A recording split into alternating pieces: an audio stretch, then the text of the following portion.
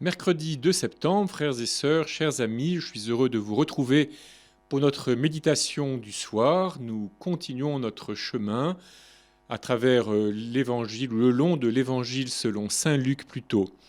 Aujourd'hui, nous fêtons aussi dans notre diocèse des saints qui ont été des martyrs des Carmes, des martyrs de septembre 1792 à Paris. Il y a deux prêtres du diocèse, nous y reviendrons tout à l'heure. Ce sont des belles figures qu'il est bon que nous puissions connaître. Mais tout d'abord, donc, écoutons la suite de l'évangile selon saint Luc, toujours au chapitre 4e. En ce temps-là, Jésus quitta la synagogue et entra dans la maison de Simon.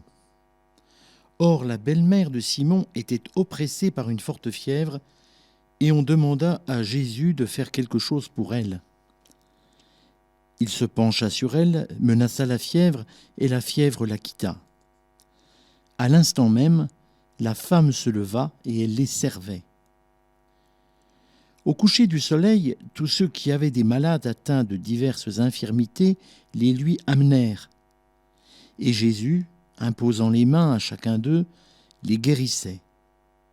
Et même des démons sortaient de beaucoup d'entre eux en criant « C'est toi le Fils de Dieu !» Mais Jésus les menaçait et leur interdisait de parler parce qu'ils savaient, eux, que le Christ, c'était lui. Quand il fit jour, Jésus sortit et s'en alla dans un endroit désert. Les foules le cherchaient. Elles arrivèrent jusqu'à lui et elles le retenaient pour l'empêcher de les quitter. Mais il leur dit « Aux autres villes aussi, il faut que j'annonce la bonne nouvelle du règne de Dieu, car c'est pour cela que j'ai été envoyé. » Et il proclamait l'Évangile dans les synagogues du pays des Juifs.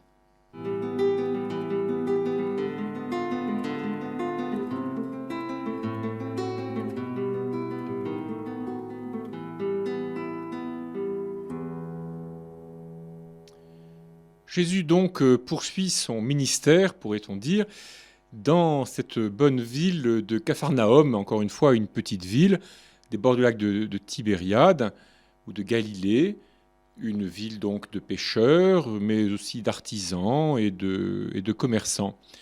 Une ville donc, comme je le disais il y a 2 jours, une ville dont on a conservé la trace, dont on peut visiter aujourd'hui les ruines, assez significatives, même si pour une part elle date d'un peu après la période même de Jésus. Donc Jésus est dans la synagogue et il en sort, toujours ce mouvement envoyé de sortie qui nous indique que Jésus est en mission, il est envoyé, et ce qui est caractéristique, nous y reviendrons, c'est qu'il ne s'attarde nulle part.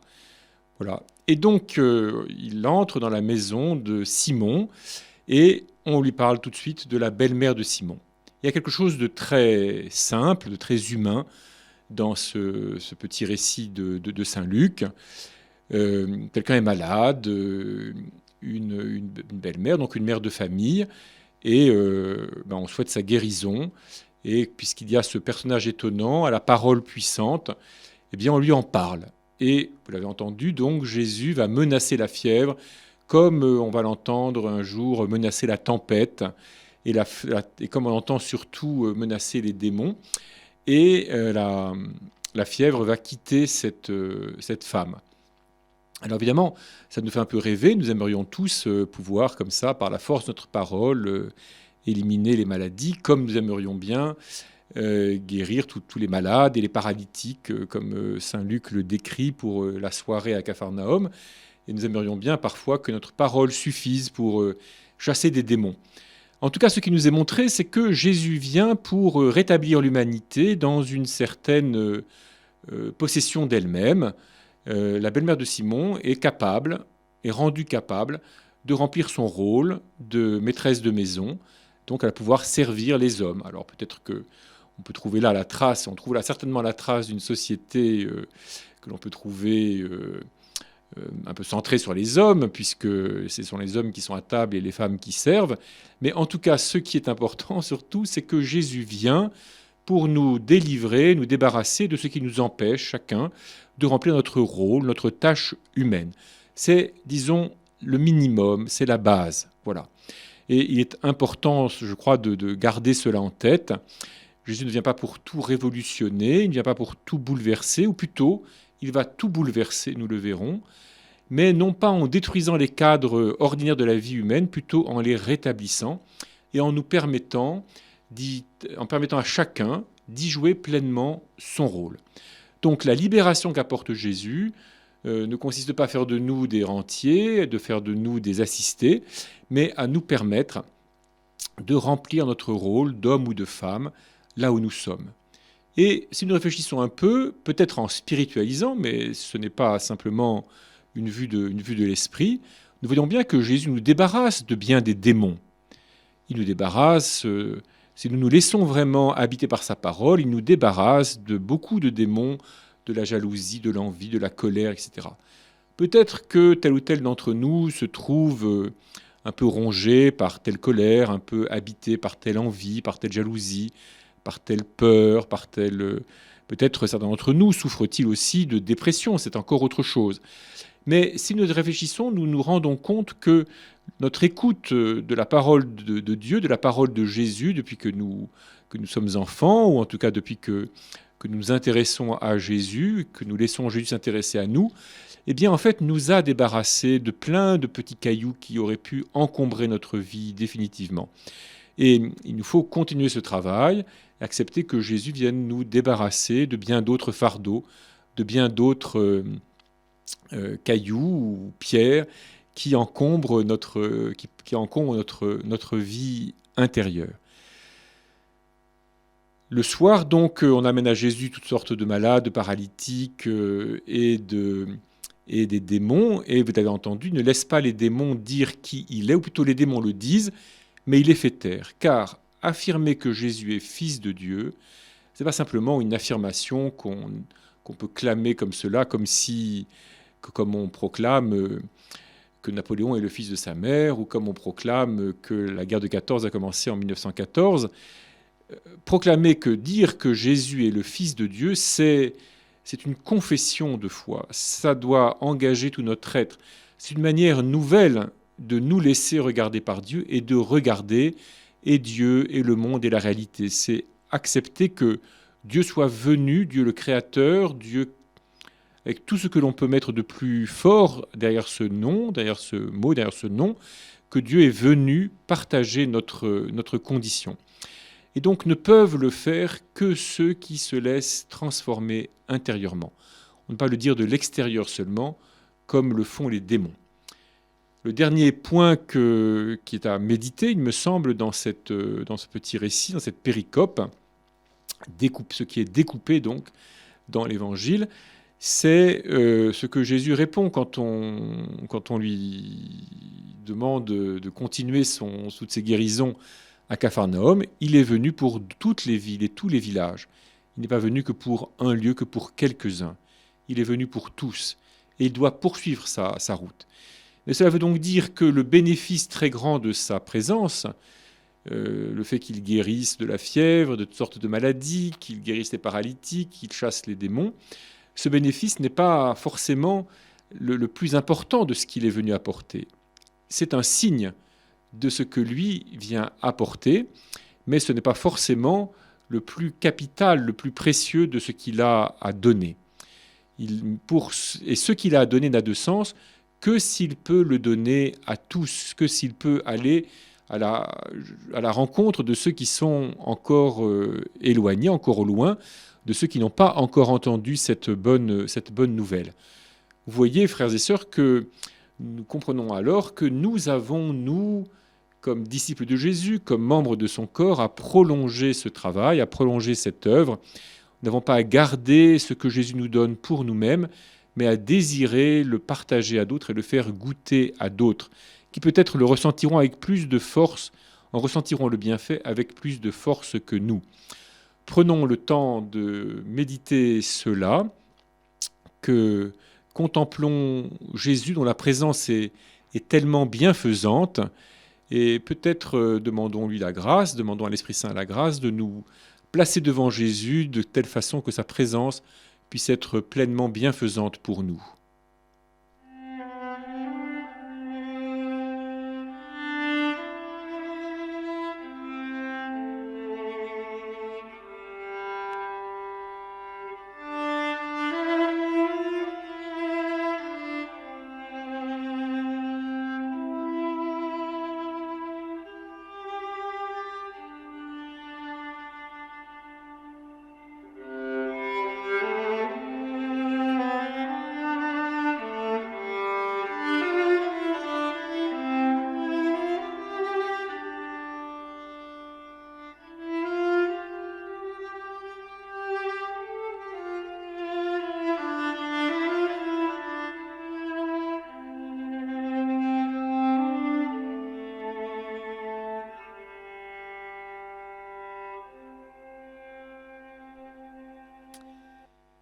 Connaissez-vous, frères et sœurs, chers amis diocésains de Reims et des Ardennes, connaissez-vous Vincent Abraham, le bienheureux Vincent Abraham et le bienheureux Antoine du Buzet? Peut-être, peut-être pas. Vincent Abraham, donc, est né à Charleville en 1740. Il a étudié chez les jésuites de cette bonne ville et ensuite au grand séminaire de Reims, là où je me trouve d'ailleurs dans le studio de RCF, peut-être, sans doute, ou peut-être. Il a été ordonné prêtre en 1764 et il a été vicaire à Pont-Faverger, puis à Attigny en 1773.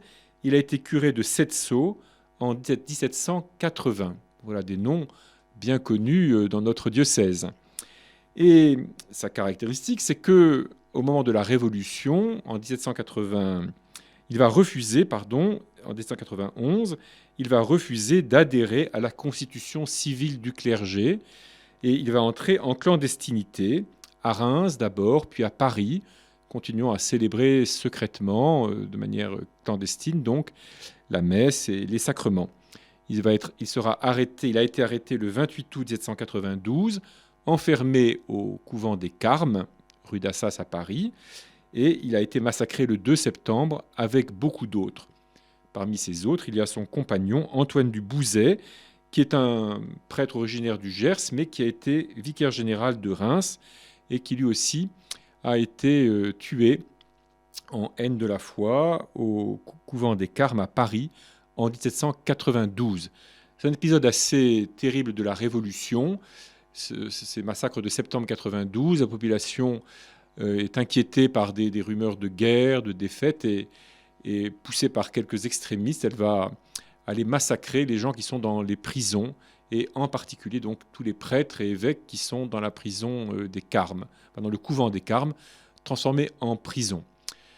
Personnellement, j'ai une certaine dévotion à ces martyrs de septembre, parce que quand nous pensons au XVIIIe siècle, nous pensons volontiers à un siècle de prospérité, un siècle d'élégance, un siècle de grâce, mais aussi un siècle de débauche, un siècle de vie facile, un siècle où là, les idées philosophiques se répandent, un siècle d'irreligion, et n'ont pas forcément une très haute idée du clergé de cette époque-là, parce que les philosophes de cette époque ont beaucoup aimé raconter des histoires de prêtres et de religieuses qui manquaient à leurs vœux, qui menaient une vie non seulement facile, mais même libertine.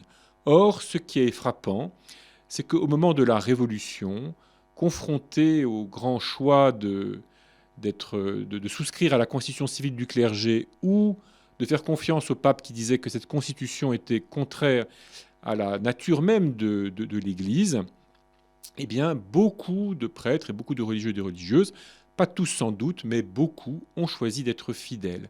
Et ils ont accepté de l'être jusqu'à en mourir.